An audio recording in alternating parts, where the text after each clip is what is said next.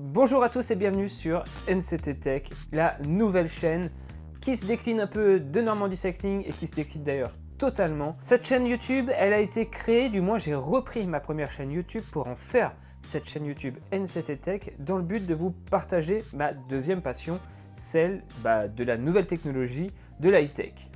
Vous l'avez peut-être remarqué, mais j'ai un vrai setup de geek, je suis un vrai geek d'ailleurs.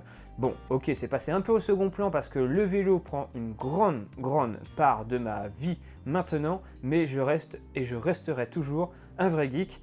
Et lorsque je fais des vidéos sur NCT, je cherche toujours à les améliorer en achetant du matos. Vous imaginez bien que pour faire de la vidéo, il faut de l'éclairage, des trépieds, du son, de l'image, des stabilisateurs, bref une config PC qui tienne la route, un big écran juste pour se faire plaisir.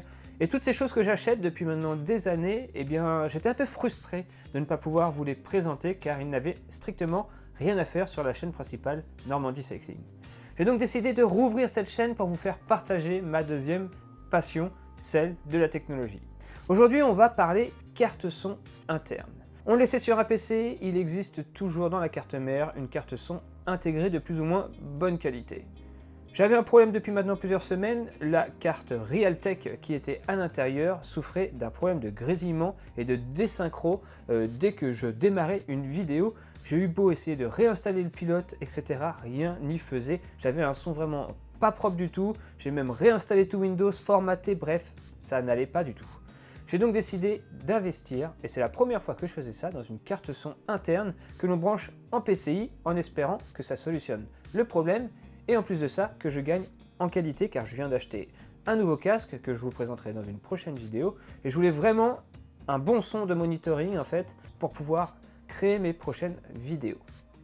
J'ai donc jeté mon dévolu sur une carte son qui est bien connue, la Sound Blaster X Pro Gaming AE5, enfin bien connue, c'est une des plus vendues clairement, donc elle coûte un peu plus de 120 € je crois sur leur site officiel, j'ai dû la payer dans ces prix-là sur internet. Je l'ai reçue ce matin, donc je vous propose quoi? De la déballer tous ensemble, de l'installer et de voir si vraiment ça améliore la qualité et si ça solutionne tous mes problèmes en interne. Allez, c'est parti! La carte son Sound Blaster X Pro Gaming, la voici qui arrive dans son emballage. Donc il existe quelques reviews mais pas trop en français et je trouvais ça un peu dommage, c'est pourquoi je décide d'en faire une et je vais essayer d'en faire une à peu près propre pour les futurs utilisateurs ou acheteurs. S'ils veulent sauter le pas, peut-être que cette vidéo vous intéressera. Alors il faut savoir que comme tout objet gaming du moment, elle a cédé au mode du RGB. Qu'est-ce que c'est que le RGB? C'est ces fameuses bandes de lumière, ces bandes LED RGB, donc Red, Green et Blue, donc les trois couleurs RVB finalement, qui peuvent vous faire toutes les couleurs, plus de 16 millions de couleurs. Il faut savoir que dans ce packaging, il y a intégré à la carte du RGB et en plus de ça, il est offert normalement une bande LED que l'on peut rajouter dans le boîtier, donc peut-être que je vais la mettre pour rajouter un peu de couleur. Mais ce qui va nous intéresser, c'est bien sûr cette carte Sound Blaster X qui est un peu particulière parce qu'elle a finalement un préampli intégré tout spécialement conçu pour les casques. Il faut savoir que j'ai acheté très récemment un casque Beyerdynamic DT770 Pro, c'est pareil, c'est une référence dans le domaine des casques, un excellent rapport qualité-prix. Et avec la carte son intégrée, le résultat n'était pas très convaincant. Donc normalement, avec cette carte son, on devrait vraiment avoir un excellent résultat au niveau du son. Donc j'ai hâte de découvrir ça. Si l'on regarde un peu la boîte, on y découvre alors ces fameuses aptitudes RGB. Et on y découvre aussi qu'elle est clairement faite pour le gaming grâce à des petites features Scoot Radar ou alors Crystal Voice qui va vraiment améliorer le son de notre voix dans les jeux en éliminant les bruits, etc. Alors moi, il faut savoir que j'ai un micro qui se branche en USB, donc je ne vais pas brancher mon micro à cette Sound Blaster X, donc je ne profiterai pas des améliorations de la voix au niveau du micro, mais c'est pas grave. Moi, ce qui m'intéresse, c'est vraiment la sortie audio. À savoir que cette carte son, elle est 5.1, donc voilà, vous pouvez y brancher vos home cinéma pour PC 5.1 et elle va vraiment améliorer la qualité du son en gérant les enceintes avant, les enceintes arrière et le woofer si vous avez ça. Moi, c'est vrai que pour le moment, je suis équipé de petites enceintes Logitech. Donc là, il va falloir peut-être que j'arrive à investir dans des enceintes de monitoring qui feraient beaucoup plus l'affaire pour vraiment discerner les différents niveaux de son et vraiment pouvoir travailler et monter des vidéos sans casque finalement. Mais monter des vidéos avec casque, c'est carrément plus sûr parce que ça permet vraiment d'être dans sa bulle et d'entendre le moindre bruit. Donc à l'arrière, il nous explique que le son est 4,32 fois plus clair que la carte son intégrée de votre carte mère. Bon, ça, on va pouvoir le découvrir. Tout dépend aussi de votre carte mère. Il y a des cartes mères plus ou moins performantes. Alors, à savoir que moi, j'ai quand même une bonne carte mère parce que j'ai la carte mère MSI Creator Prestige X570, si je dis pas de bêtises. Donc, c'est quand même une très très bonne carte mère, mais je sais pas. Ça bug le son, ça, je sais pas, il y a un problème. Donc, voilà. On va investir là-dedans et on va voir si ça va le résoudre. Ça nous redit le RGB, ça nous dit aussi que grâce à un logiciel, on va pouvoir vraiment personnaliser la qualité du son. Sur le côté, on nous explique finalement les différentes prises, mais ça, on va les découvrir en ouvrant la boîte. En ouvrant la boîte, on découvre alors un premier carton. On imagine qu'à l'intérieur, il y a la documentation et peut-être le ruban LED. On verra ça tout à l'heure. Sous cette boîte en carton, on y découvre alors cette fameuse carte bien enveloppée, bien protégée dans de la mousse. Ça, c'est pro. Le packaging est vraiment de bonne qualité pour le coup. La carte, la voici, je vous l'avais dit, un peu geek, un peu gaming sur les bords, avec la fameuse emplacement pour le RGB, mais aussi les différentes connectiques. Sur la tranche arrière, on retrouve alors les différentes prises jack pour pouvoir brancher soit le micro, soit le casque, soit les enceintes avant, arrière, le woofer. Il y a même une prise optique si vous voulez le brancher, je sais pas, à un ampli ou autre. De l'autre côté de la carte, deux nouvelles prises, une prise Molex pour venir alimenter la carte pour venir ensuite alimenter les rubans RGB et une prise qui va vous permettre de récupérer l'audio en façade. Donc ça sera la petite prise de votre boîtier qu'il faudra venir brancher ici et c'est à peu près tout pour cette carte. Retournons alors au carton et on y découvre alors le fameux ruban RGB avec son autocollant aimanté, donc ça c'est vraiment de la bonne qualité. On découvre aussi à l'intérieur toute une dock en français, ça a l'air très simple d'installation, ça on va le découvrir juste après.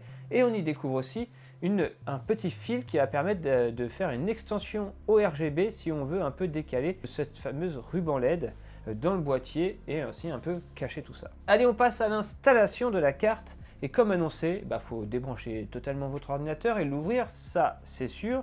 Il vous faudra bien sûr une prise Molex disponible pour pouvoir le brancher sur la carte et ainsi pour venir l'éclairer. Bon si vous n'avez pas ça de disponible, la carte elle restera dans le noir, mais bon, ça c'est pas forcément le plus important. Donc il faut avoir un port PCI de libre, donc il faut un boîtier où vous avez encore de la place dedans.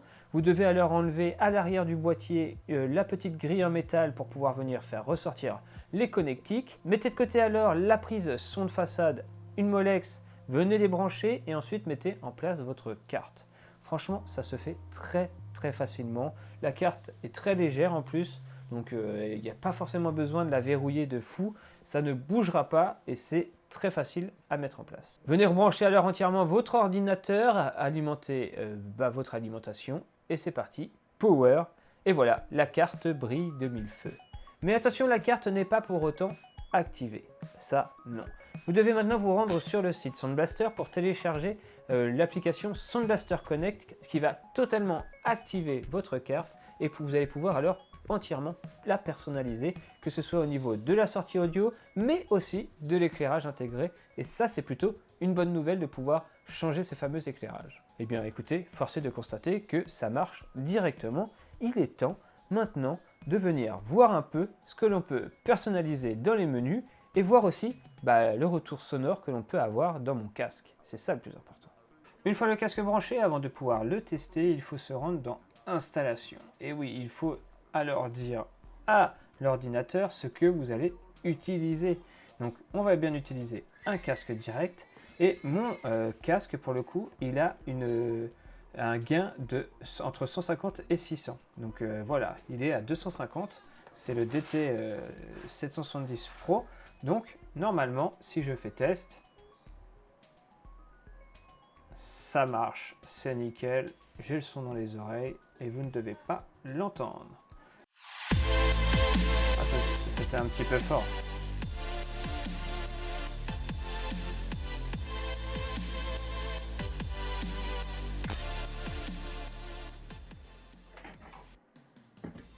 Bah écoutez, ça faisait longtemps que j'avais pas entendu un son d'une telle clarté. Alors je sais pas si c'est le casque ou c'est la carte son, enfin non, c'est les deux réunis. Franchement, c'est excellent. Que ce soit la basse, les aigus, on dissocie vraiment tout, c'est vraiment très agréable, sans saturer, c'est vraiment excellent. Je ne regrette absolument pas cet achat pour le coup et on verra dans le temps comment ça dure. Je vous hésiterai pas, hein, j'hésiterai pas à vous faire un retour si j'ai un problème sur ces produits pour le coup, vu que c'est des produits que j'achète, donc j'ai rien à cacher, loin de là. Au contraire, ça sera un vrai plaisir de pouvoir vous partager tout ça. Dites-moi dans les commentaires hein, si vous avez déjà fait l'achat de cartes son internes comme ça, est-ce que vous en pensez? Est-ce que c'est utile par rapport à la carte intégrée à la carte mère ou pas? Moi, clairement, j'avais un problème avec ma carte intégrée, donc là, je vois clairement la différence et c'est vraiment très très bon. Merci à tous d'avoir regardé cette première vidéo sur NCT Tech, j'espère qu'elle vous a plu. Si c'est le cas, n'hésitez pas à mettre un gros pouce bleu et à partager la vidéo. Et peut-être que cette chaîne grandira petit à petit. En tout cas, moi, je me fais un malin plaisir de vous faire ces vidéos. J'ai vraiment plein de choses à vous présenter. On reviendra sur cette chaîne, hein, sur la caméra Insta One R que j'avais achetée. Et c'est vrai que j'en avais pas reparlé. Il y a eu pas mal de mises à jour intéressantes depuis. Je vous parlerai de mon micro qui est ici. Je vous parlerai du casque, bref, de tout ce qui m'entoure, hein, en dehors du vélo. Et on se dit à très vite pour une prochaine vidéo. Bye!